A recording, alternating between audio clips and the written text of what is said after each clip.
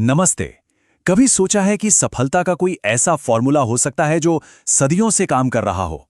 आज हम वही खोजने वाले हैं गीता के ज्ञान में। बिजनेस हो, जॉब हो या फिर पढ़ाई, ये बातें हर जगह काम आएंगी। और ये सवाल सच कहूं तो हम सबसे जुड़ा है ना?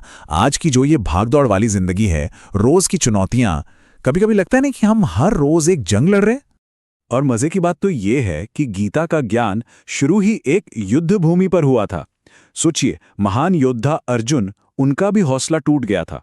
ठीक वैसे ही जैसे आज जब हम पर काम का, डेडलाइंस का दबाव बढ़ता है, तो हम भी तो वैसा ही महसूस करते हैं, है ना? तो कौन है आज का अर्जुन? हम ही तो हैं। हमारा मॉडर्न करियर, हमारी पढ़ाई, हमारा बिजनेस, यही तो है हमारी आज की युद्ध भूमि। लेकिन गीता एक बहुत गहरी बात बताती है।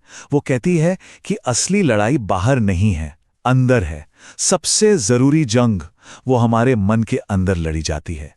समाधान बाहर के हालात बदलने में नहीं, बल्कि अपने अंदर की दुनिया को जीतने में है। तो पहला कदम क्या है? मन पर नियंत्रण। जी हां, सक्सेस की पहली सीढ़ी ही यही है, अपने मन और अपनी भावनाओं पर काबू पाना। देखिए, गीता के हिसाब से हमारे ज्यादातर दुखों की जड़ क्या है?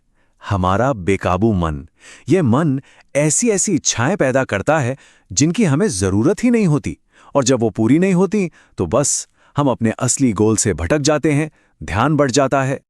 और इसी मन का एक बहुत बड़ा दुश्मन है गुस्सा। गीता में कमाल की बात कही गई है, ध्यान से सुनिएगा। क्रोध से भ्रम पैदा होता है, भ्रम से बुद्धि व्यग्र हो जाती है। जब बुद्धि व्यग्र होती है तब तर्क नष्ट हो जाते हैं, और जब तर्क नष्ट होते हैं तो व्यक्ति का पतन शुरू हो जाता है। मतलब गुस्सा एक ऐसा अंदरूनी दुश्मन है जो हमें खुद ही तबाह कर देता है। इसको एक डोमिनो इफेक्ट की तरह समझिए। पहला डोमिनो गिरा, यानी गुस्सा आया। फिर क्या होता है? कंफ्यूजन पैदा होता है, सोचने समझने की शक्ति खत्म हो जाती है, सही गलत का फर्क मिट जाता है, और आखिर में इंसान का पतन हो जाता है। सब कुछ एक दूसरे से जुड़ा है। तो ठीक है, मन को कंट्रोल कर लिया, पर अब आगे क्या? अब बात करते हैं सबसे जरूरी चीज की, कर्म का सिद्धांत, यानी सही एक्शन कैसे लेना है। और सही एक्शन लेने के लिए सबसे पहला स्टेप क्या है? खुद को जानना, ईमानदारी से।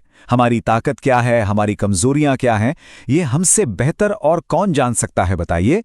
जब तक हम खुद को नहीं समझेंगे, बेहतर कैसे बनेंगे? और यहीं पर गीता का सबसे बड़ा सीक्रेट सामने आता है। ध्यान रिजल्ट पर नहीं, एक्शन पर होना चाहिए। फल की चिंता छोड़ दो और बस अपने काम की क्वालिटी पर फोकस करो। जैसे ही हम नतीजों की चिंता छोड़ते हैं ना, हम ज्यादा पावरफुल महसूस करते हैं। हमारी सारी एनर्जी सही जगह लगती है। एक मिनट के लिए सोचिए, अगर कोई इंसान लगातार बस रिजल्ट के बारे में ही सोचता रहे, तो क्या वो कभी भी अपना 100% उस काम में लगा पाएगा जो वो कर रहा है? कभी नहीं। अच्छा ठीक है, हमने एक्शन भी ले लिया, पर क्या हमेशा सफलता मिलेगी? नहीं। तो अब बात करते हैं असफलता की। उससे कैसे निपटना है? गीता का इस बारे में एक बहुत ही सुंदर नजरिया है। वो कहती है, हार का मतलब अंत नहीं होता। ये कोई फाइनल जजमेंट नहीं है, बल्कि ये तो सीखने का एक मौका है, एक अवसर है। एक बहुत अच्छी बात कही गई है कि इंसान को सिर्फ अपने गुरु से ही नहीं, बल्कि अपने तजुर्बों से भी सीखना चाहिए।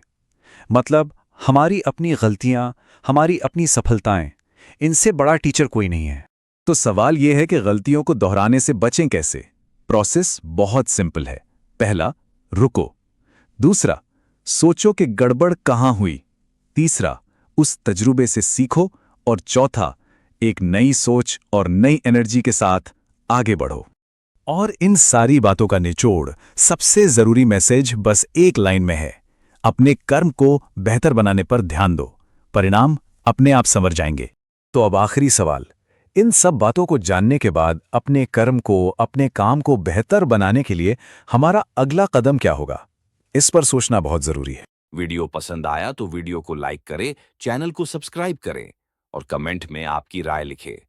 क्योंकि दोस्तों, जहां है क्लैरिटी वहीं है रास्ता नया।